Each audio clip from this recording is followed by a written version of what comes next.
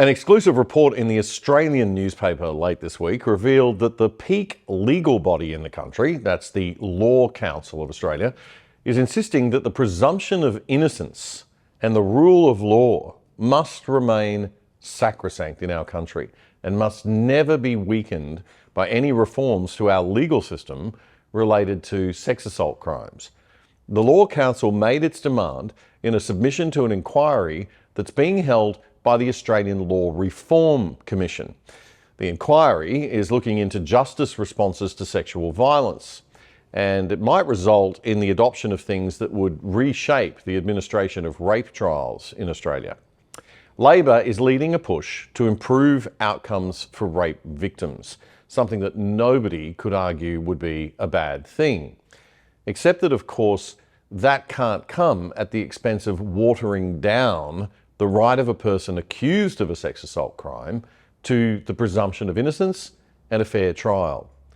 There have been way too many high-profile, highly questionable cases of late brought against men who've turned out to have been charged without adequate evidence for us to hand any more power over to overzealous prosecutors who might be motivated by the politics of radical feminist ideology more than they're motivated by principles of sound and healthy justice.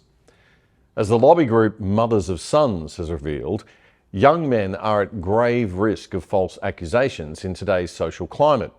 And given the not always totally healthy social contagion of the Me Too movement, the Australian reports that the Law Council of Australia's submission to the Commission says that while fundamental principles underpinning the criminal justice system may have some impact on complainants, any reforms have got to be protecting critical rights of defendants as well.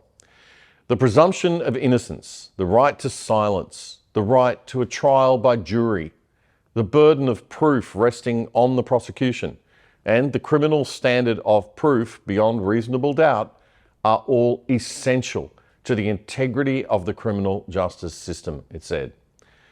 While protecting the presumption of innocence might have some impact upon complainants, it is a cornerstone of our criminal justice system that should not be diminished. So who are the Law Council and are they powerful? Well, yes, they're very, very powerful and influential. The Council represents all state and territory bar associations and law societies, more than 100,000 lawyers across the country. The inquiry has had a lot of submissions, and some of them want to have a different standard of proof introduced. There have been calls for a crackdown on what some are calling inappropriate defence questioning, and they want changes to the rules of evidence that would let bad character evidence about a defendant be admitted. So you could tell a jury that the accused person was an alcoholic or a drug user, for example. Now you're not allowed to do that. Whatever reforms are suggested by the Commission of Inquiry when it hands down its final report, Australia must not head down the path of watering down the rights of the accused to a fair trial and the presumption of innocence. We are coming out of a period of injustice where the reputations and livelihoods and sadly sometimes the liberty and freedom of innocent men has been made a secondary consideration, while bureaucrats, politicians, media figures and those working in criminal justice have been swept up in a very unhealthy, ideologically driven movement that's seen decisions and approaches being made on the basis of radical feminist gender theory and not on good principles of justice and law. Given that, we need to tread very carefully indeed before we relax any of the core rules of evidence.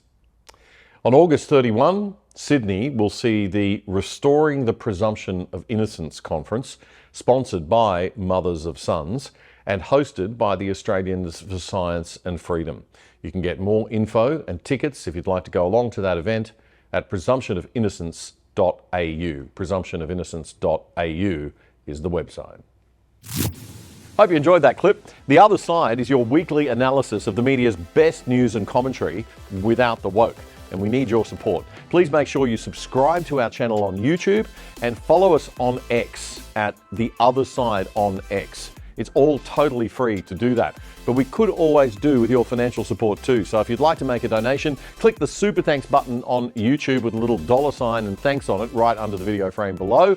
Even a $2 donation will really help us. And if you're watching on YouTube, do check out the full episode that this clip came from right here.